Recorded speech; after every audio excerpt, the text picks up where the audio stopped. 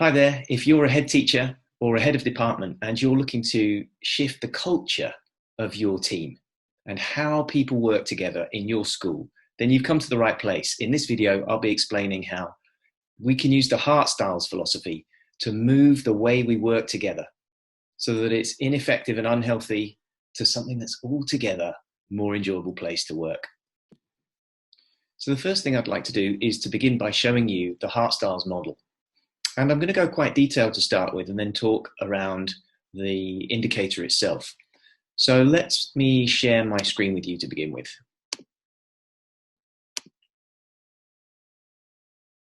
Now, as you can see, the Heartstyles model has colors that might at first glance seem like a psychometric or a personality profiling tool, but Heartstyles is not that. Heartstyles is very much about character development. How can we shift people's behavior, people's character from something that's unhelpful and something that's holding us back towards something that is altogether more inspirational? So that's what this whole philosophy is about. As you can see, it looks much like a compass, and Heartstyles really does act like a compass for us to make better decisions by, and better behavioral decisions by. And what I like to do is refer to these four boxes as the four principles of life. Now, all of this Heartstyles work comes from over 30 years of research from Dr. Mara Klemick and her husband, Stephen Klemick, two Aussies who have a fundamental passion for making a difference to people's lives. So it's all statistically validated and grounded in excellent research. As you can see, we've got four quadrants here, also known as the four principles of life, all of human behavior in here, both helpful and less helpful.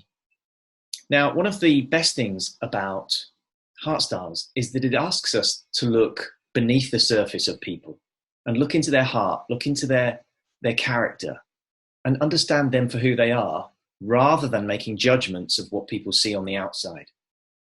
So regardless of sexuality, regardless of gender, regardless of wealth and ethnicity, Heartstyles breaks through all of those stereotypes, all of those judgments, to actually look at the person underneath.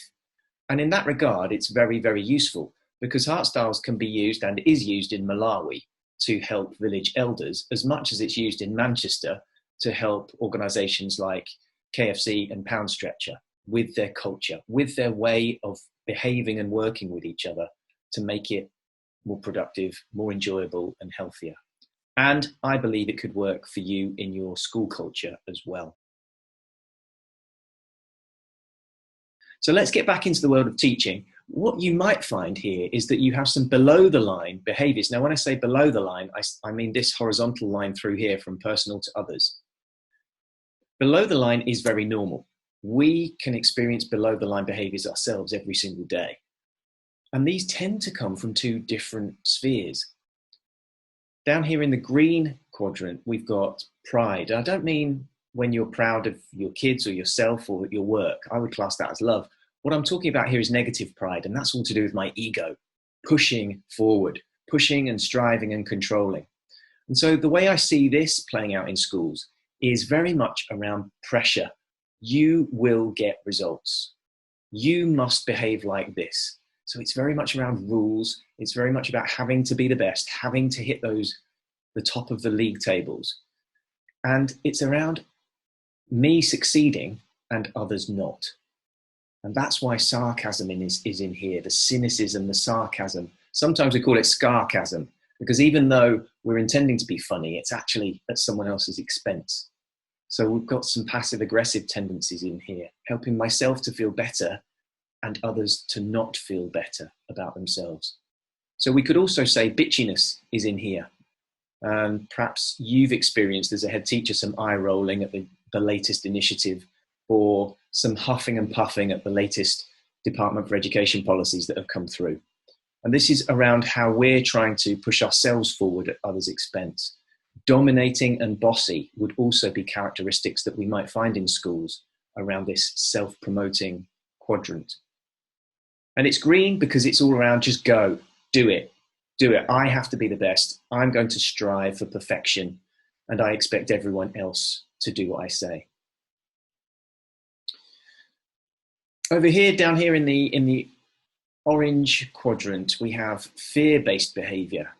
And fear-based behavior is often displayed when people have been wounded in the past and therefore are very nervous, worried, insecure about stepping up in their true confidence, in their real truth, to be themselves. So they'll be very hesitant to make decisions, and they might depend on others for decisions. They may avoid putting themselves out there just in case they get shot down. We see easily offended in here. If I'm quite nervous in my own capabilities, if I'm feeling insecure, then the smallest thing will trigger me to get offended and upset. And of course, one of the key characteristics, and I know this only too well because it's one of my below the line characteristics, and that is I'm seeking approval too much. Because I'm hesitant and I don't want to make the wrong decision or look foolish and feel embarrassed, then I'm always seeking approval of others to validate before I actually make the move and the step forward. So I'm playing small, in other words, down here. I'm playing small and I don't want to upset anyone.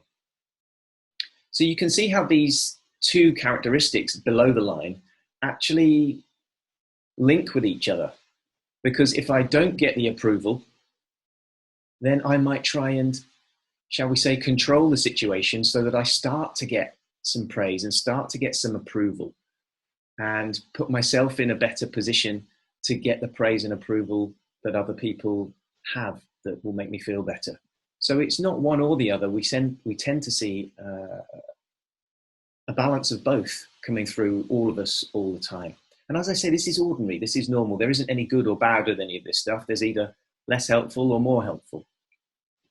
So these are the sorts of characteristics that might be playing out in school. And having talked to a head teacher recently, she said that one of the cultural things to get through with her team is very much stripping away judgment and bias, stripping away what people look like and seeing the person underneath, stripping away how much money they've got or how entitled they are to things, and helping students and staff strip away all that superficial stuff and judgment and bias and actually look at the heart, the character underneath.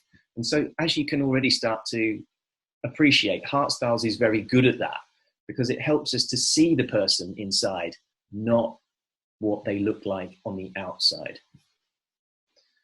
The other thing that Stephen and Mara have researched and validated is that the more time we spend above the line, up here in personal growth and others' growth, then the healthier we are. So if you're working in a school that feels very stressed and on edge and under pressure all the time, then actually helping people to move towards a culture of humility, love, growing others, and personal growth, then that can actually improve our well-being, which is fundamentally important, especially as it's such a hot topic in the workplace these days. Now, I'm always quite resistant of using the L word in organizations. And for some head teachers out there watching this, and for some of you teachers out there watching this as well, I think you're possibly perhaps starting to roll your eyes at the word love in the workplace. Oh, come on. But actually, I'd like to encourage you to stick with it and look at these characteristics underneath this term, love. Focus more on growing others and growing self. That, for me, shall we say, gives it a bit more credibility. And growing others is very much about helping other people to achieve more, helping other people to develop and improve their skills as teachers, their teaching quality, encouraging and finding the good and the value that people are bringing, not just picking them up on the wrong that they're doing. So encouraging people to be at their best, building great one-to-one relationships that aren't just work-based, do this, do this. And of course, compassion creeps in there.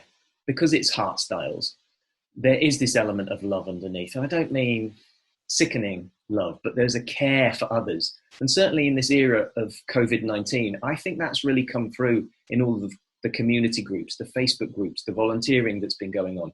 That element of compassion for one another is, I think, what we're talking about here in terms of love, not the sickening stuff that you might roll your eyes at before.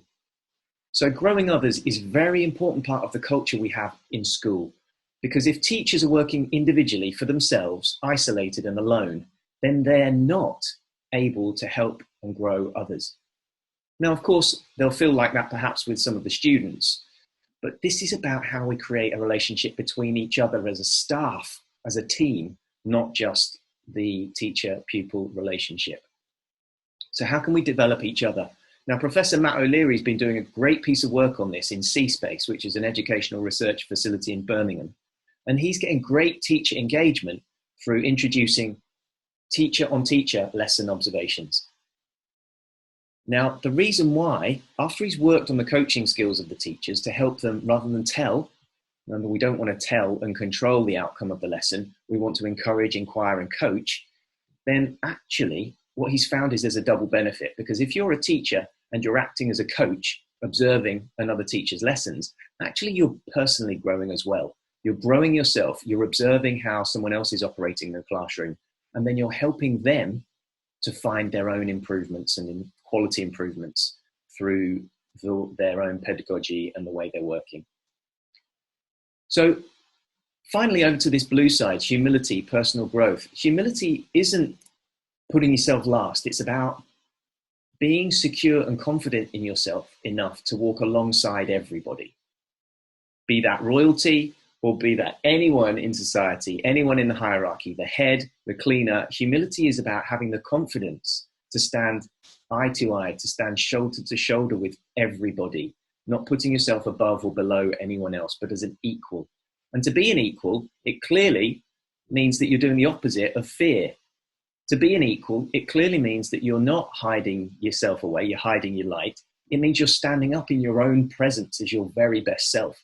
And that's really what all of these characteristics here are talking about. It's about you at your best. Are you achieving excellence? There's no let off here. You've still got to do amazing stuff, but is it your amazing stuff that you're achieving? And are you doing it to help you feel better and to help you grow as a person? Or are you below the line here doing it to be better, to be the best, rather than to be your best? There's an element of reliability and consistency. So if I'm confident, if I'm feeling secure in myself, then I'm much more consistent. I'm not blowing hot and cold all the time, which tends to be a marker of someone who's perhaps operating out of fear and pride, because they're at 1 minute you don't know whether they're going to be nasty Simon or nice Simon. It's a little bit confusing, and so that offsets people and they don't know where they stand with you. So when you're in your true authentic self, you're a very much more reliable character to be around.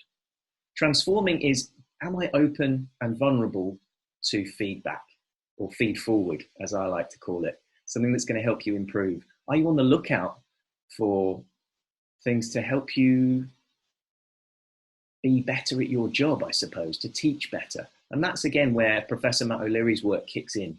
Are we able to be confident enough that if we're observed and someone gives us some feedback or some coaching, it's not going to be used to harm us. It's not going to be used in the old Ofsted inspection style to judge or criticize. It's just for our learning and our growth. And it helps us to feel a lot more confident and secure if that's the case. And then finally, here in the blue quadrant, we've got authentic. Are you being your true self? Not having to worry about other people's judgments of what you say, not having to put on the masks and hide away your true self. Do you feel like you can be at your most confident and your most secure? So you can see here there's a bit of an X factor relationship. The things we can do with cultures that are fear-based cultures are help people to stand up in their own confidence and their own security. Similarly, if in our culture we are seeing very controlling, dominant, bossy, competitive, putting other people down sorts of behaviors, then we'd look across in an X factor style over here to develop that. And we'd be asking those sorts of people to actually have better coaching quality conversations to help people develop and to encourage and praise where necessary and as specifically as we can. So we're using growth mindset principles here, not fixed. And when we're talking about encouraging and growing others, I like the Marcel-Losada ratio. Now, other parts of research have discredited it, but I still think the intent's really good. So what we should be looking for here is finding 3 good things that people are doing well versus 1 negative. If it goes above about 6 or 9 good things, it gets a bit sickly because you're all awesome. And if it goes below that, people tend to think we are controlling, competitive, and striving.